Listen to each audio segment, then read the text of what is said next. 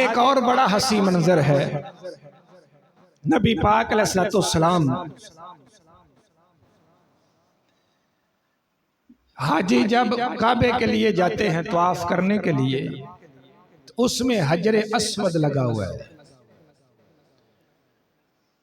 تو سیدنا عبداللہ بن عمر رضی اللہ تعالی عنہ اور سیدنا عابس بن ربیہ اس حدیث پاک کے راوی ہیں، اور یہ حدیث پاک بخاری شریف میں ہے۔ اس حدیث پاک کو امام مسلم نے ذکر فرمایا کہ حضرت عمر فاروق رضی اللہ تعالیٰ عنہ اور حضرت ابوبکر صدیق رضی اللہ تعالیٰ عنہ آپ جب کعبے کا طواف کرتے ہوئے حجر اسود کے پاس آئے، تو طواف چونکہ سب کو پتہ ہے طواف کرنا یہ رب کی عبادت میں شمار ہوتا ہے، اللہ تعالیٰ کی بندگی میں شمار ہوتا ہے، یعنی طواف کرنے سے وارے ہی نیارے ہیں۔ اب صحابہ اکرام رضوان اللہ اجمعین کا عشق اور ان کی اتباع دیکھو کا انداز کیا تھا۔ جب سیدنا عمر فاروق اور حضرت ابوبکر صدیق رضی اللہ تعالیٰ عنہ اس حجر اسود کے پاس آئے، انہ جاء الی الحجر حجر الاسود قبلہ، تو آپ نے حجر اسود کو بوسہ دیا، اس کو چوما۔ تو جب حجر اسود کو چوما تو چوم کر اس کے سامنے کھڑے ہو گئے، تو حجر اسود سے مخاطب ہو کر کہنے لگے، فقال انی عالم انک حجر، فرمایا یہ نہیں کہ میں تجھے جانتا نہیں ہوں، یعنی یہ مجھے علم ہے کہ تو ایک پتھر ہے۔ تو پتھر کے بارے میں ہر بندہ جانتا ہے پتھر نہ تو نفع دے سکتا ہے نہ نقصان دے سکتا ہے، تو آپ نے ساتھ یہ لفظ استعمال کیا، لا تضر ولا تنفع، فرمایا میں جانتا ہوں نہ تو نفع دے سکتا ہے نہ تو کسی کا نقصان کر سکتا ہے، تو پھر میں نے تجھ کو کیوں چوما؟ یعنی یہ عقیدہ ہونے کے باوجود کہ نہ تجھ سے کوئی نفع ہو سکتا ہے نہ ہی تو نقصان دے سکتا ہے، تو ہمارا پھر چومنا تجھے کس بنیاد پر ہے؟ ہم نے کیوں تیرا بوسہ لیا؟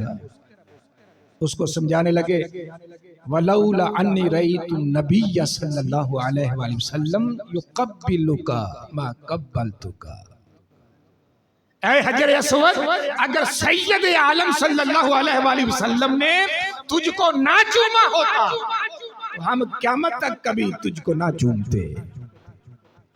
یعنی میں یہ بھی جانتا ہوں کہ تو یمین الرحمن ہے، اللہ کا دایاں ہاتھ ہے، میں یہ بھی جانتا ہوں کہ تو جنت کا پتھر ہے، لیکن یہ سب چیزیں ہمارے عقیدے میں بلائے طاق، ہم تجھے کیوں چومتے ہیں؟ اس لیے کہ تجھے آمنہ کے لال نے چوما ہے۔ تو سرکار دو عالم صلی اللہ علیہ وآلہ وسلم سے پوچھا گیا، یا رسول اللہ آپ کے ہر کام میں حکمت ہے، لیکن ہمیں یہ تو بتائیں اس پتھر کا بوسہ لینے میں کیا حکمت ہے؟ جب سرکار سے پوچھا گیا، حضور علیہ السلام نے فرمایا، اے میرے صحابہ اکرام، جب بندے کے ہونٹ اس پتھر پہ لگتے ہیں یہ پتھر جسم کے سارے گناہوں کو کھینچ لیتا ہے۔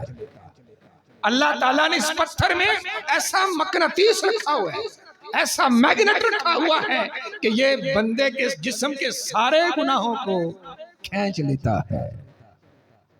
تو صحابہ اکرام نے اپنا عقیدہ واضح کیا، ہم سب جانتے ہیں کہ اے حجر اسود تو کیا کر سکتا ہے، لیکن صرف ہم تمہیں اس لیے چومتے ہیں کہ تجھے سرکار دو عالم نے چوما ہوا ہے۔ ساری اطاعت تو یہ تھی نا کہ نبی علیہ السلام نے فرمایا پتھر کا بوسہ لو، لیکن صحابہ اکرام نے اطاعت کے ساتھ اتباع یہ بتائی کہ ہم کس قدر نبی علیہ السلام کی محبت میں گم ہیں، یعنی ہم تو کام کرتے ہی اس لیے ہیں کہ سرکار دو عالم نے کیا ہوا ہے۔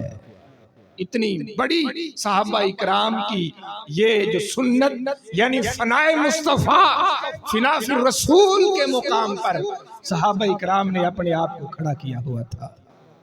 اس کی تیسری مثال سیدنا عبداللہ بن عمر رضی اللہ تعالیٰ عنہ، اور یہ حدیث پاک بھی متفق علیہ ہے۔ اس حدیث پاک کو امام بخاری نے ذکر فرمایا، امام مسلم نے ذکر فرمایا۔ حضرت عبداللہ بن عمر مسجد قباء کے اندر تشریف لے کر گئے تو کب جاتے تھے؟ کل سبت ماشیا وراکبا، یعنی ہر ہفتے کے دن